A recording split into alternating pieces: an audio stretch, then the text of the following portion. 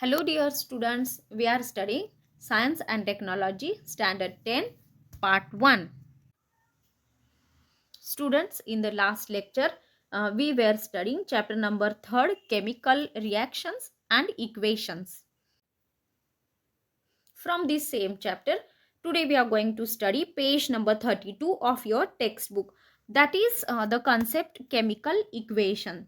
So students, what is meant by chemical equations that we are going to study here. Now let us first look at the chemical reaction in the activity second. A colorless solution of zinc sulfate is formed on addition of zinc dust to the blue solution of copper sulfate, that is CuSO4. This chemical reaction can be written in the brief as follows. Now students, here you can see what the activity is given, activity number second, which is given on page number 31 of your textbook. You can see that activity. So what is that activity? In this activity, when zinc dust get added to the copper sulfate solution, what is the color of copper sulfate solution? That is blue. Okay, it is blue colored solution. When this zinc dust, okay, म्हणजे झिंकची powder जेव्हा आपण blue copper sulphate सोल्युशनमध्ये add करू तेव्हा काय reaction मिळेल ते आपण पाहत आहोत. ओके, आणि तीच आपली ॲक्टिव्हिटी नंबर सेकंड आहे. Okay, so in the word equation how this chemical reaction can be written. Okay, it can be written as aqueous solution of copper sulfate plus zinc dust. It gives, okay, पाहता इथे हा काय आहे, reactant आहे. These two things are the reactants. aqueous solution of copper sulfate and zinc are the reactants. Okay, so after the reaction takes place we get the product. Okay, आणि हा जो product आहे तो काय मिळेल आपला, तर aqueous solution of zinc sulfate. Okay, ZnSO4 plus copper. we name it as equation number 1. याला आपण इक्वेशन नंबर 1 असं नेम करूयात. Okay, now this representation of the chemical reaction is non as the word equation. आता हे जे equation आपण इथे study केलेलं आहे किंवा लिहिलेलं आहे त्याला आपण वर्ड इक्वेशन असं म्हणतो. Now this word equation can be written in the further condensed form by using chemical formula. Okay, आता हे जे वर्ड इक्वेशन आहे हे थोडंसं लेंदी आपण पाहत आहोत, तर याला थोडं कंडेन्स्ड फॉर्ममध्ये आपण लिहू शकतो आणि ते लिहिण्यासाठी तिथे केमिकल फॉर्म्युलाचा यूज करावा लागेल. Okay, so it is given as follows in the form of chemical formula. That is Wien copper sulphate, that is CuSO4 get added, means in this solution when zinc dust get added we get zinc sulfate solution plus copper get separated. Okay, and this is we consider as equation number second. The representation of a chemical reaction in a condensed form using chemical formulae is called as chemical equation. So what is a chemical equation now? काय असतं chemical equation? हे representation असतं chemical रिॲक्शनचं condensed फॉर्ममध्ये. Okay, म्हणजे थोडंसं short फॉर्ममध्ये. Short म्हणण्यापेक्षा आपण इथे कंडेन्स्ड हा शब्द जास्त म्हणजे योग्य वाटतोय. तर एक कंडेन्स्ड फॉर्ममध्ये म्हणजे केमिकल फॉर्म्युलाच्या फॉर्ममध्ये जेव्हा आपण कोणतंही केमिकल रिॲक्शन लिहितो तर याला आपण केमिकल इक्वेशन असं म्हणतो. Okay, in the above equation copper sulphate and zinc are reactants. इथे मी तुम्हाला सांगितलेलंच आहे कॉपर सल्फेट आणि झिंक हे रिॲक्टंट्स आहेत आणि zinc sulphate and copper are the products. Okay, they react with each other. इथे कॉपर सल्फेट आणि zinc react with each other to form copper particles and a solution of colourless zinc sulphate. Okay, as the product having totally different properties. पहा आता इथे copper सल्फेटची जी property आहे आणि झिंकची जी प्रॉपर्टी आहे, after reaction the properties will change. Okay, आणि त्यांच्या ज्या प्रॉपर्टीज आहेत त्या चेंज होतील. रिॲक्टंटमध्ये जी प्रॉपर्टी आहे ती चेंज होईल प्रोडक्टमध्ये. Okay, then the ionic bond in the reactant that is CuSO4 breaks. आता पहा इथे जेव्हा केमिकल रिॲक्शन होत असते तेव्हा काय होतं, तर जो कॉपर सल्फेट आहे तर याच्यामध्ये कॉपर आणि सल्फेट यांच्यामधला जो बॉन्ड आहे तो ब्रेक होतो. Okay, this is ionic bond get breakdown. Okay, and the ionic bond in the product that is ZnSO4 is formed during the reaction. म्हणजे इथे कॉपर सल्फेट मध्ये जो आयनिक बॉन्ड आहे तो ब्रेक होतो आणि new formation of bond between zinc and sulphate, that is to form new bond between zinc and sulphate ZnSO4. Okay, तर अशा पद्धतीने कोणतंही केमिकल इक्वेशन आपण लिहितो. म्हणजे जर एखादं केमिकल इक्वेशन आपण सुरुवातीला वर्ड इक्वेशनमध्ये लिहिलं तर ते थोडं लेंदी फॉर्ममध्ये होतं आणि मग त्याला कंडेन्स्ड फॉर्ममध्ये लिहून जे रिप्रेझेंटेशन केलं जातं that is called as chemical equation. Okay, so every reaction in the condensed form is called as chemical equation. Now there is some system, okay, or some rules while writing a chemical equation. कोणतंही chemical equation लिहित असताना काही rules follow करावे लागतात and that are given below, that called as conventions. Okay, हे जे rules असतात त्यांना आपण कन्व्हेन्शन्स असं आपण म्हणतो. Let us now see the conventions allowed while writing a chemical equation. Now number 1, in a chemical equation the reactants are written on the left hand side while the product on the right hand side.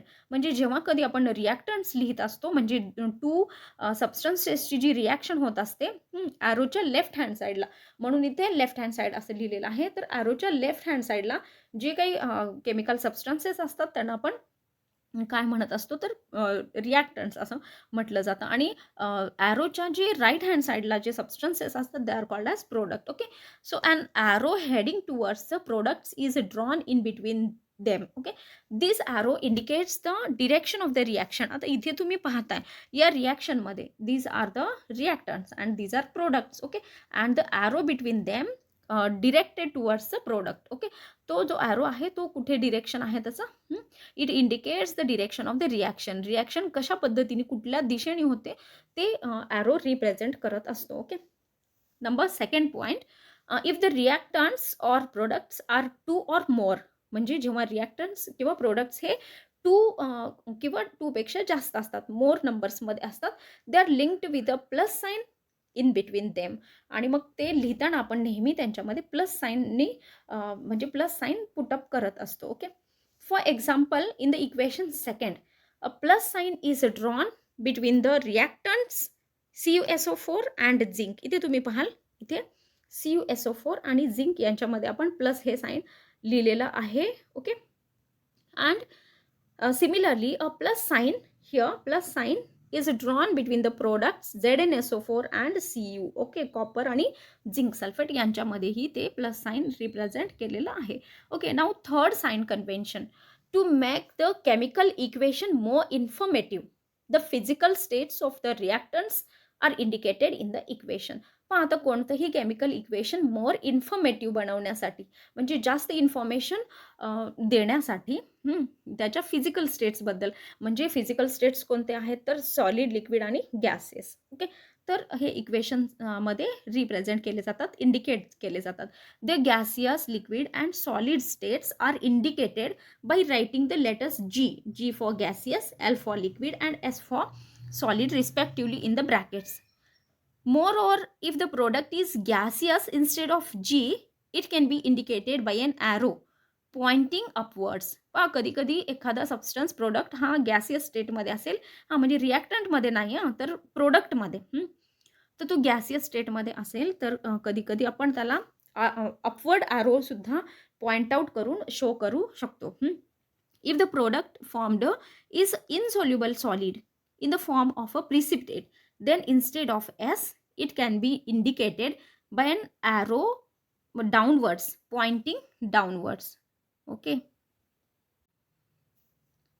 म्हणजे जेव्हा प्रोडक्टमध्ये एखादं precipitate form होतं म्हणजे semi solid form होतं तेव्हा ते आपण डाऊनवर्ड, कारण ते रिॲक्शनमध्ये जेव्हा रिॲक्शन टेक्स प्लेस होते आणि तिथे जेव्हा प्रिसिपिटेट फॉर्म होतं it settle down. Okay, in that container, जे कोणतं कंटेनर आहे त्याच्यामध्ये तो जो प्रिसिपिटेट फॉर्म होतो तो खाली सेटल होतो, म्हणून arrow pointing downwards. Precipitate can be shown instead by showing S, solid state दाखवण्याऐवजी arrow pointing downwards.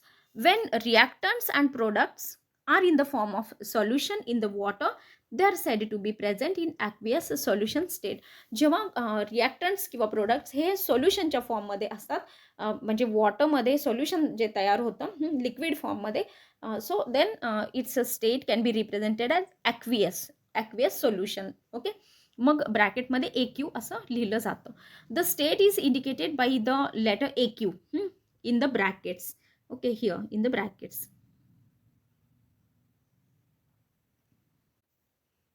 Now here you can see the equation second is written as equation shown below. Okay, आता हे जे equation आहे इथे represent केलेलं आहे CuSO4 copper sulphate which is in aqueous form. Okay, blue copper sulphate solution आहे. Solution can be written in aqueous state. Okay, so AQ in the bracket, it represents the state of that substance, okay, of that reactant. Now here zinc dust is in the form of solid, so in the bracket we have written here S, solid state. ZnSO4 which is aqueous state and copper is a solid state, it name as equation number third. Okay, इथे आपण equation number third असं म्हणूयात. Then fourth point, when heat is to be given from outside to bring about a reaction, it is indicated by the sign delta. Okay, म्हणजे triangle असं एक जे sine आहे delta आपण त्याला म्हणतो. हीट जेव्हा आपण एक्सटर्नली हीट प्रोव्हाइड करत असतो रिॲक्शन होत असताना, रिॲक्शन फास्ट होण्यासाठी, तेव्हा when heat is given from outside, okay, it can be represented with delta sign. Okay, here you can see above the arrow that indicates the direction of the reaction. For example, the reaction in which slaked lime is formed on heating limestone is written as follows. तर इथे आपण पाहतोय की जो limestone आहे, CaSO4 solid state, after heating we get slaked lime, that is CO, calcium oxide, okay, which is in solid state, plus carbon dioxide is formed. आता carbon dioxide हा gaseous state मध्ये आहे म्हणून अपवर्ड ॲरोनी शो केलेला आहे. Similarly the fact that heat is released during the reaction between the aqueous solution of copper sulfate and zinc dust is indicated as follows. Okay, आणि जर आता इथे हीट इथे या वरच्या फोर्थ रिॲक्शनमध्ये हीट प्रोव्हाइड केलेली आहे.